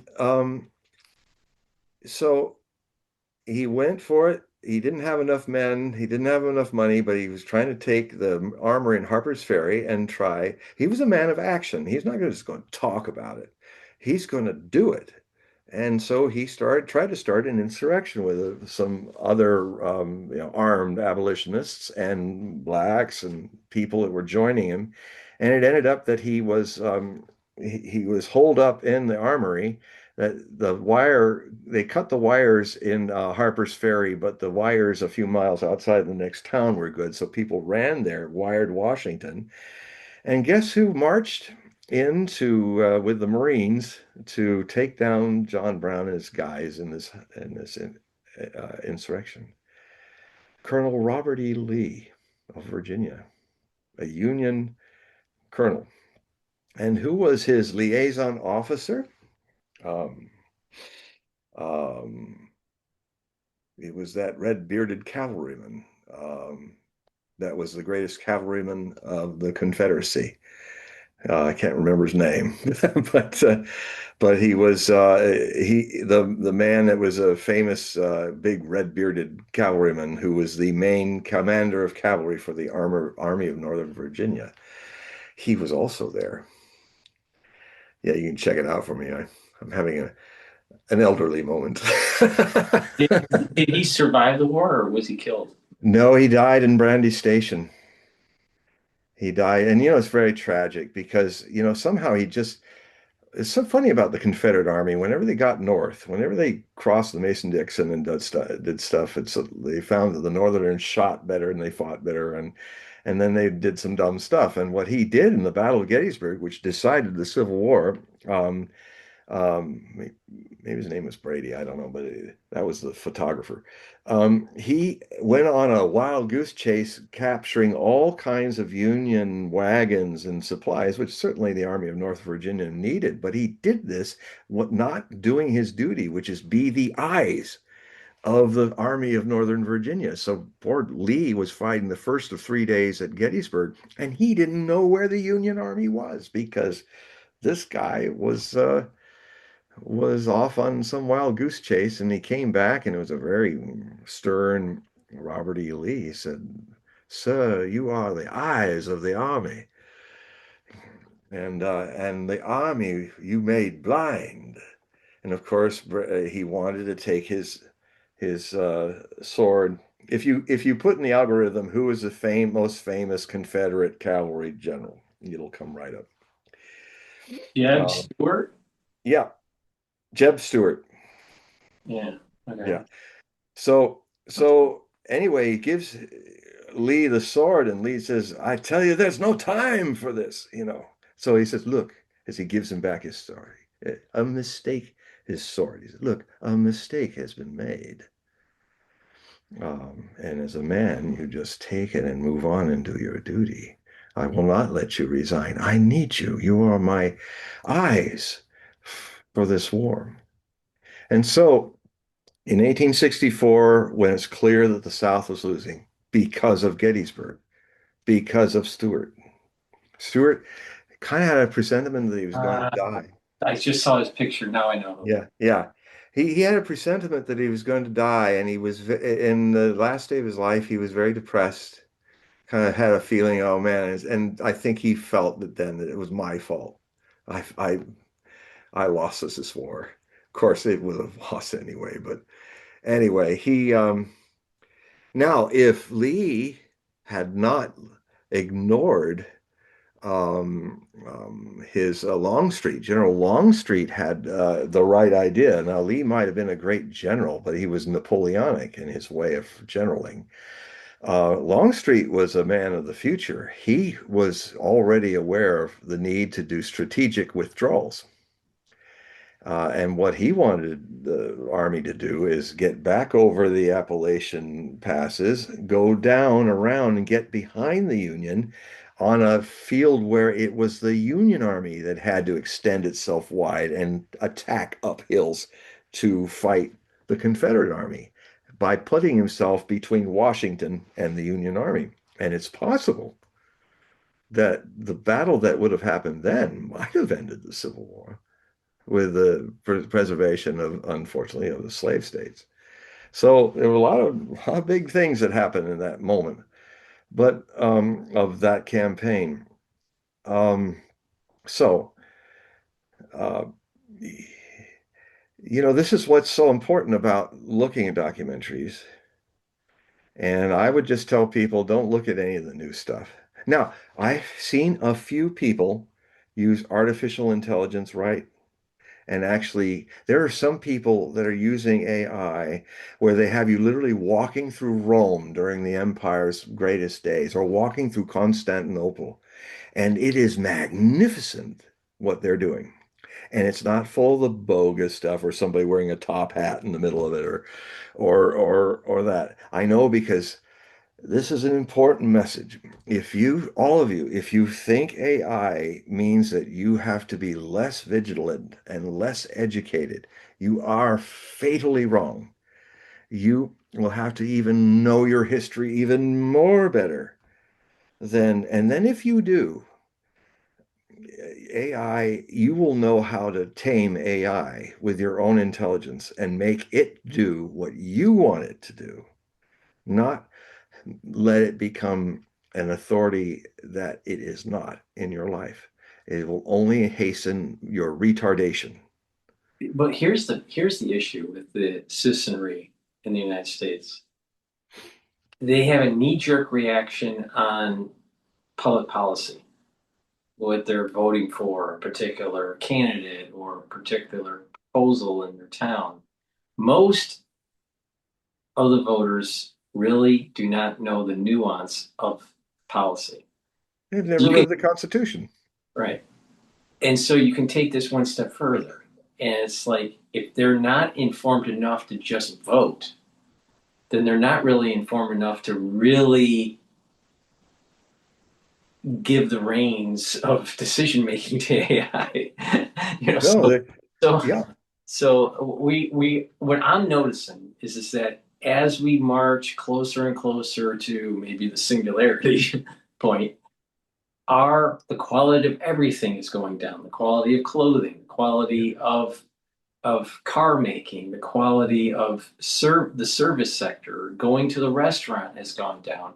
The quality of people speaking to one another in a civil manner has gone down. So I'm seeing that it's not elevating us, it seems to make us devolve. it is.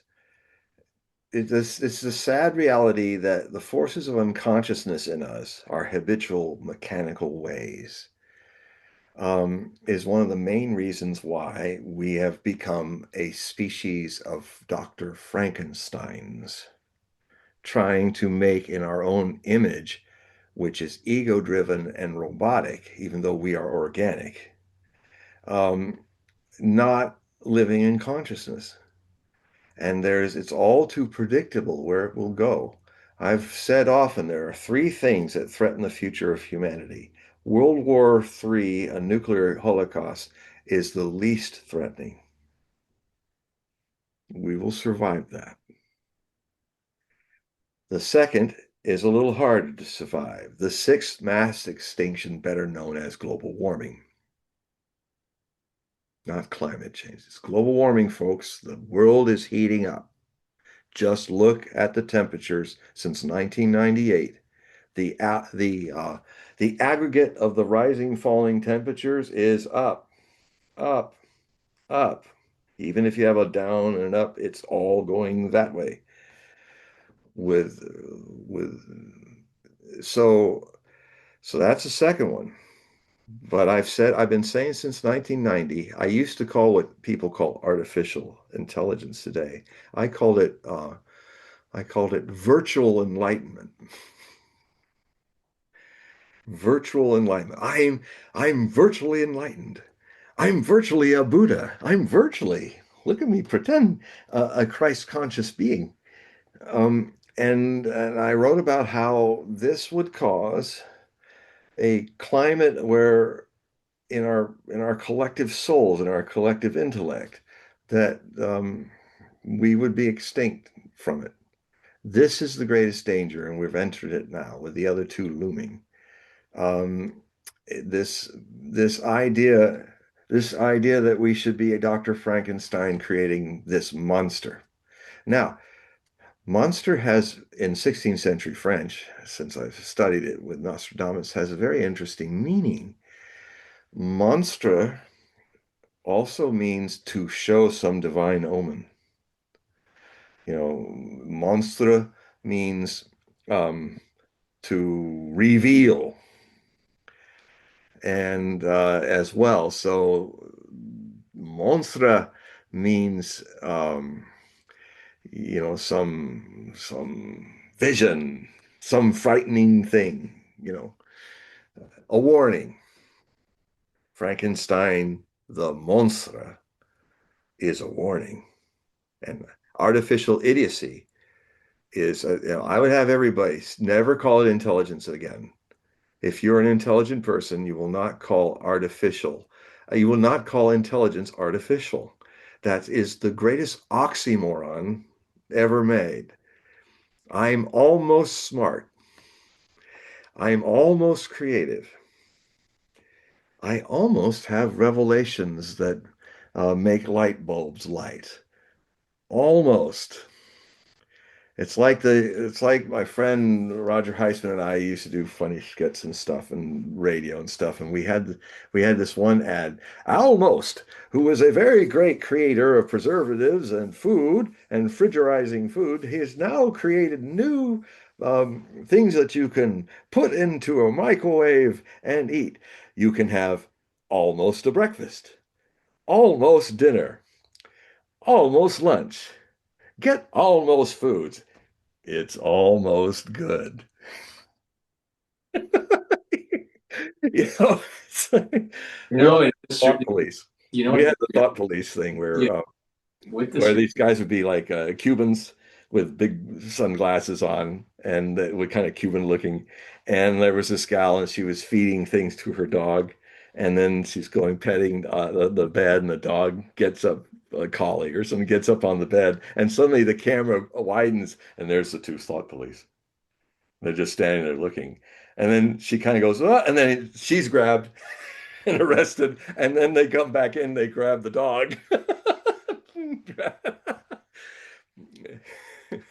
with your story reminded me of a story that took place when I was in 10th grade. And in this class, we had to go behind a screen and do a radio commercial. So each student had to do this. You had to write a script, and do a radio commercial, and then you get graded on your performance. And one of the students was um he typically misbehaved. He wasn't a good student. He was smart, but he just wasn't a good student, and was always the jokester. So he was doing a commercial about condoms, and the teacher didn't let him finish and threw him out to go to see the principal. But right when you're telling me that story, I haven't had that thought because that was like decades ago.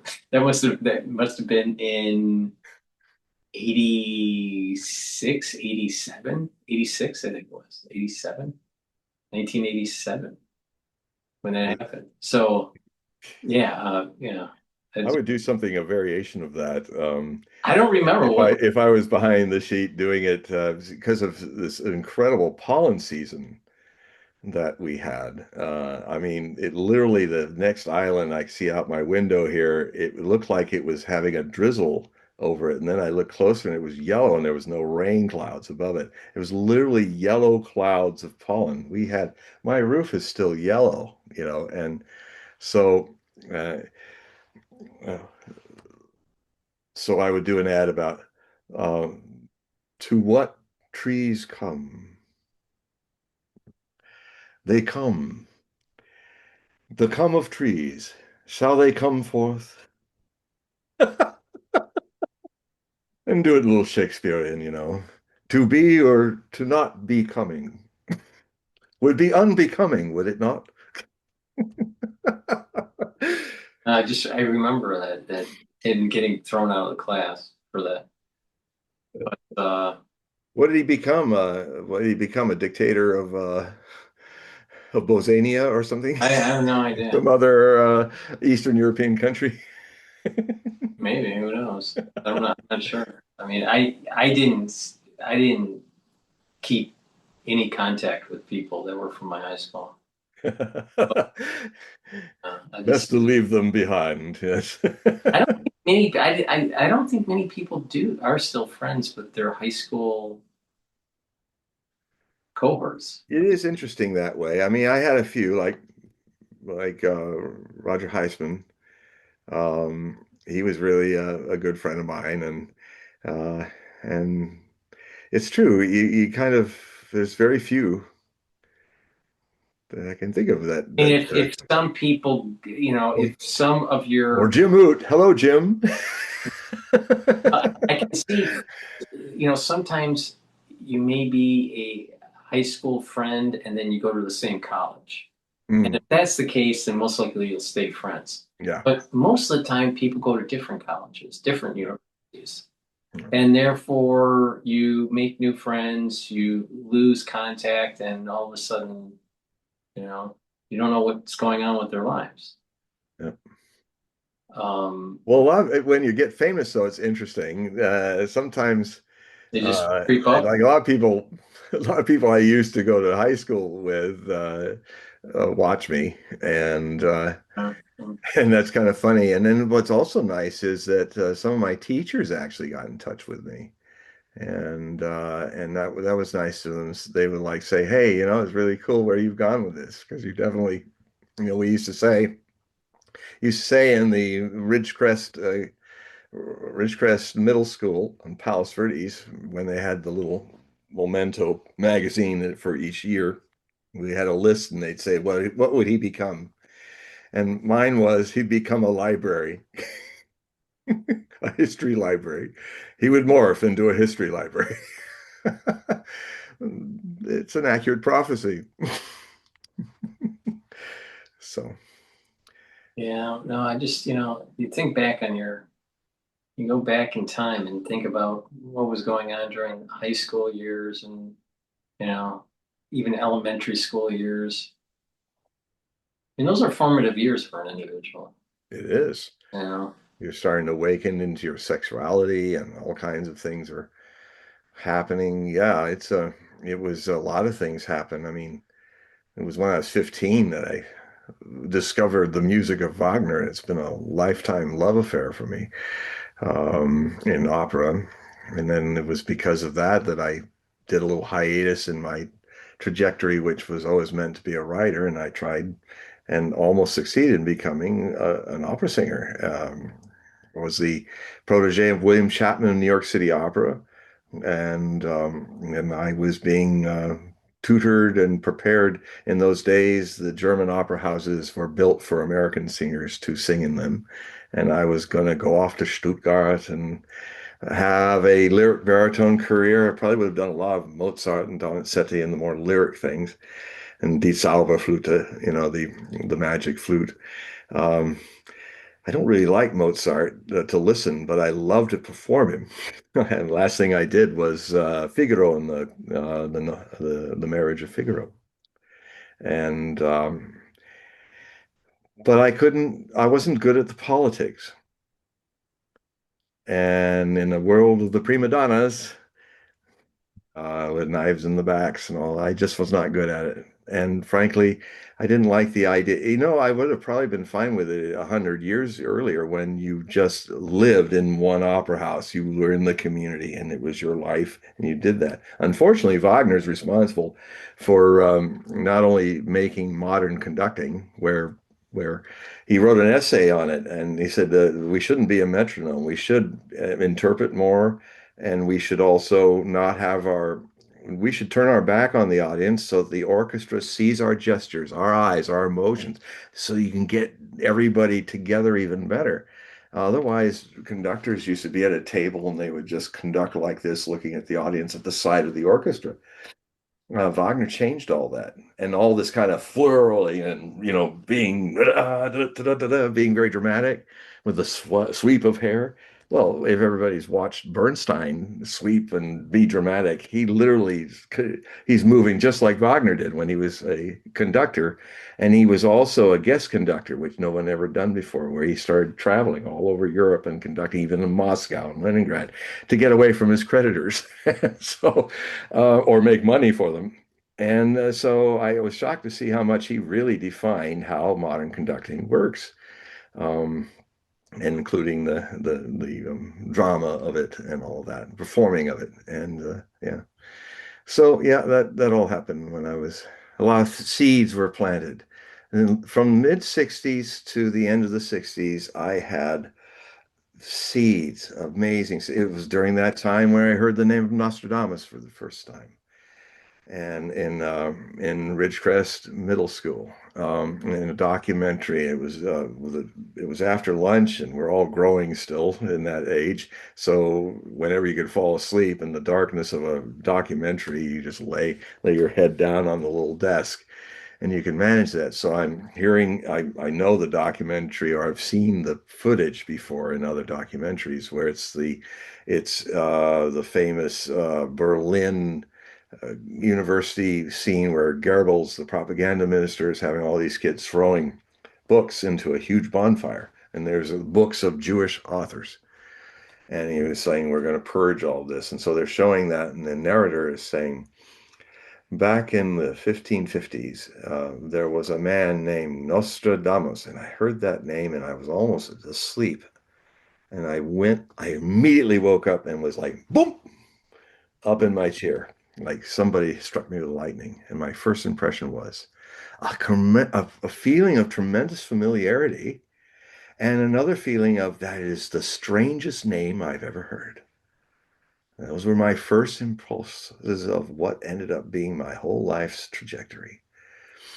By 1974, when I graduated from high school, I made a decision that I was not going to go the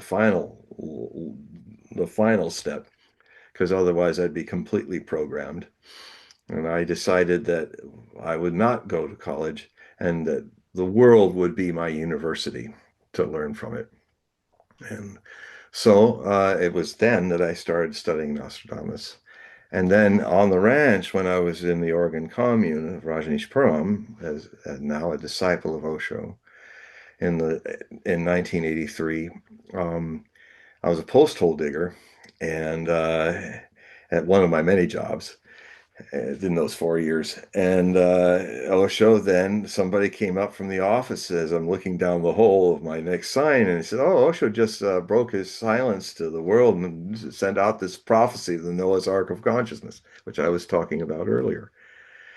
And it's a funny thing that on my in my footlocker, I had a 2,500 books in my library before I went there. I managed to give that all away and buy and live off of it for years because you could get 25% to 50% cover price in those days for your books, since books were still valued by people. Now you go in and use books, places and magazines, they don't give you anything.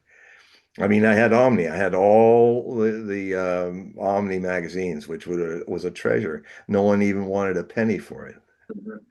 So in this day and age, um, the only book, and it's odd because it wasn't conscious, but I just did it. I had all this electric black tape to keep it together, and it was this black book, and it was Erica Cheatham's translations of Nostradamus.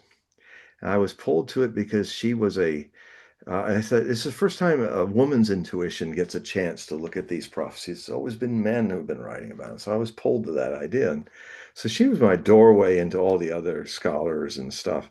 So, so it was then in 1983 that I started to read him and started to really absorb it. And that's when I started writing my first articles for the Rajneesh Times where a number of very interesting predictions, which I revealed in my book, Nostradamus Premonition of 911, which is a must read. You go online and read it as an ebook or as a printed book because it's a very personal story. And a lot of my readers say it's one of my best books, where I take you through the evolution of my visions of the World Trade Center from 1983 and as they adapted to more evidence kind of like precog crime, Philip K. Dick stuff. You're trying to find the murder and the mystery.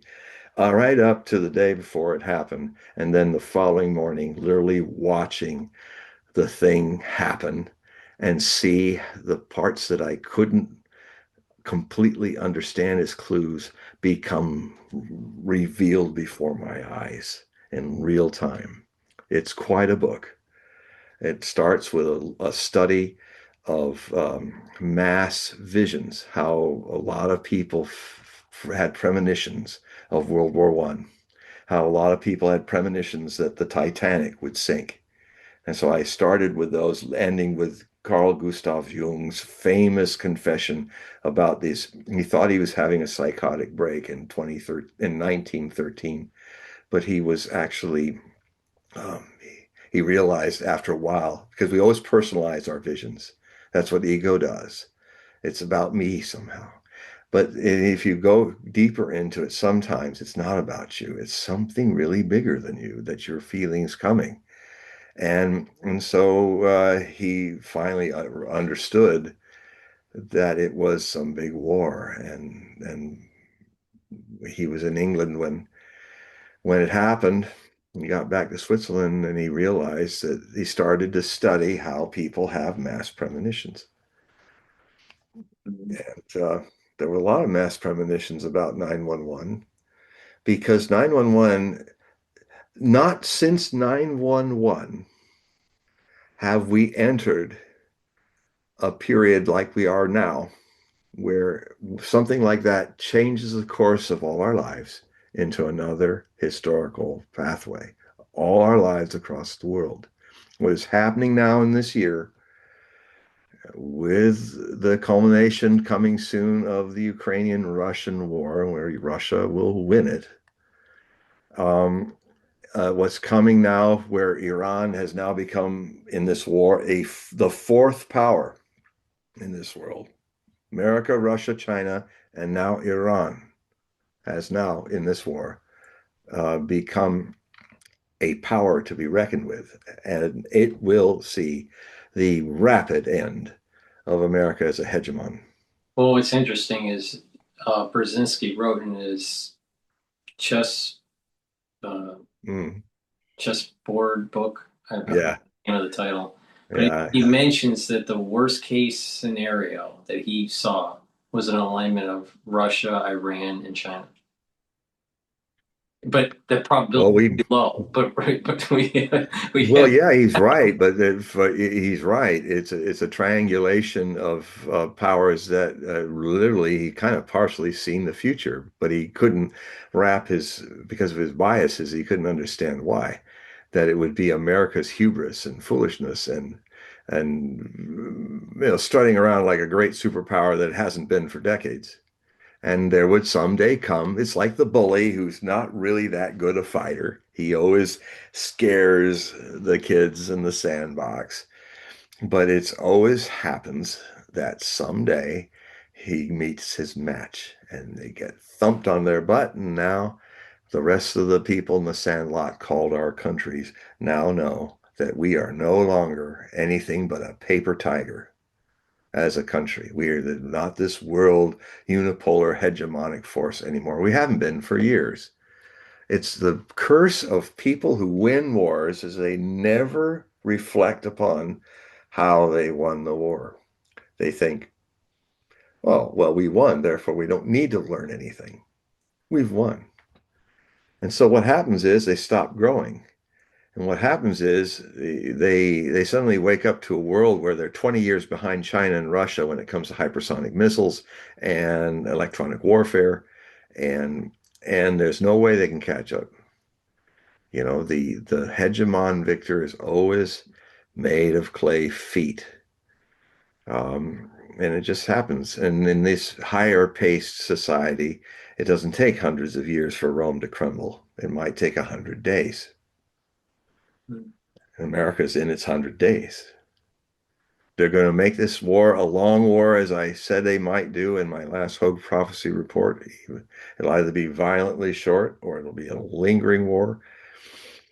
And Trump seems to, in his mental decline, seems to have forgotten the need to have a decent midterm election. It's almost like he's given up on that, but he's declining very fast. And I've said that I'm not even sure he'll be a president even at the turn at the midterm elections. Well, I think they'll probably drag him through it as much as they can. But I wouldn't be at all surprised if he doesn't last much longer after that, gets impeached or retired. And then J.D. Vance will have a chance to really show he's got a lot of growing to do. But it's one of these weird things about prophecy. I said, I have this feeling that if he grows, if he gets into the job and has to spend 2 years learning how to be president, he's going to be president again because he might turn out, if he pulls from his Appalachian soul the right lessons, he could be a great president. Now, that's saying a lot. It all depends on whether he learns. He may not be a great president, but I see his potential. And it's odd. This happens a lot in this prophecy business. You see, I'm constantly saying, no, not him. I'm very doubtful and skeptical of my prophecies.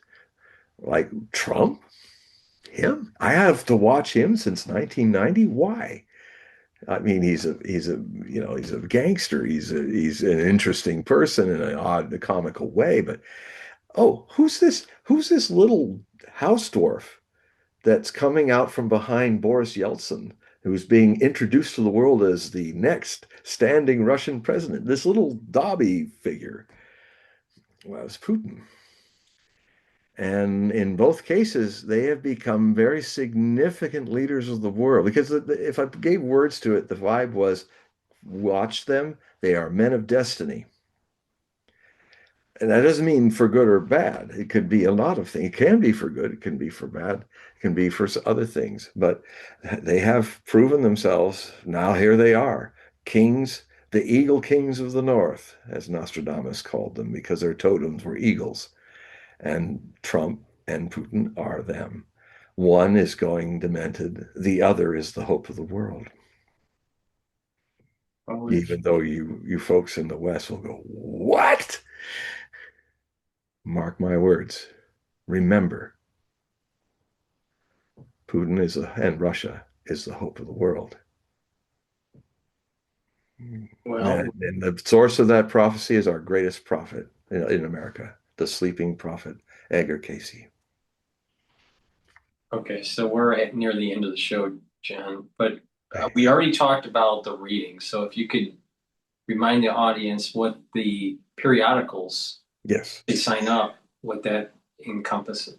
Yes, I have the other link is for joining the Hogue Prophecy Report. It's an illustrated e-magazine. It comes out when it needs to come out. Depends. It goes with the flow of history that's being in the making. It's usually at the beginning and the end of a month. It can be sometimes 2 months, but it comes out.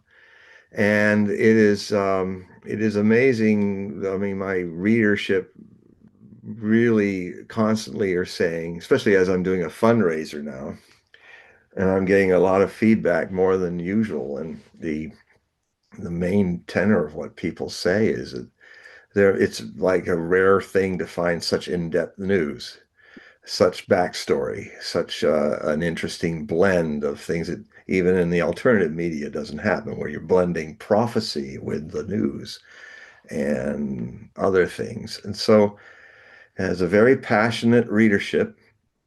And if it'd be great if you check it out. And the way to check it out is to go to hogueprophecy.com. And and I would also add that if you have a cell phone, uh, and if you haven't done it already, get Adobe Liquid. It's free. It's a free app. You can download it like nothing. And if you want to read me on your cell phone, it will format it, your cell phone, so it's easy to read. If you don't do that, then it's going to be very small print that you're scrolling around with, or you'll have to read it on a larger frame computer. But since we're all so attached to our phones as part of our members, um, do get Adobe Liquid, not just for my things, but you'll be able to read everything easily. I was shocked to see how so many people are scrolling in little bird's feet print on their phones trying to read my stuff. And I say, no, no, you can get this thing. It's free. And on my Hogue Prophecy reports, it's always after the table of contents and the marquee picture and title of each of these magazines. I have in very large print so that you see it. If you're going through the dinky stuff, it'll say, "Hey, get liquid," and then you can see it, and your eyes won't hurt. So it's if you go online, you will get free samples of like sometimes whole articles.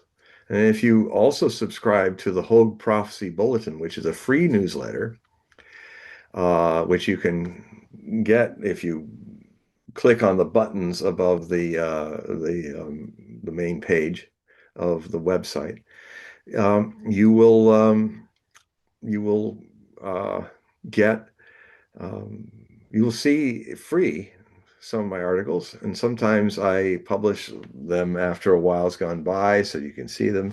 And a lot of people are going over to subscribe now to it because they find it a unique reading experience.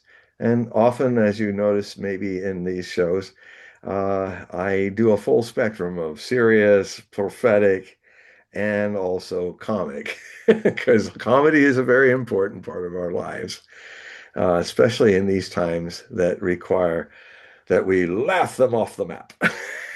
you know. So, um, so yes, so please check it out. Please subscribe. Uh, I'm available for any of you want a reading. You just say the word, we'll get it done. So just to remind the audience, in the description of this video and all the videos that I have of John on the channel, just click that link and I'll take you to his website so you can sign up for those periodicals and the readings. So thank you, John, for Thank you, everybody. And thank you, Paul, for making this show. A lot of people really appreciate what you're doing. I get letters all the time, and they're really glad that we're doing these shows. So, so we'll be doing another one in about 2 weeks. 2 weeks. All It'll be a right. different world. It'll be a different one. It always is. Every 2 weeks is. These days, it's always a different world now. So tell everybody goodbye so we can shut it down. Goodbye. All right. Auf Wiederschauen. Thank you everyone for listening and typing in the chat, and we'll see you in 2 weeks.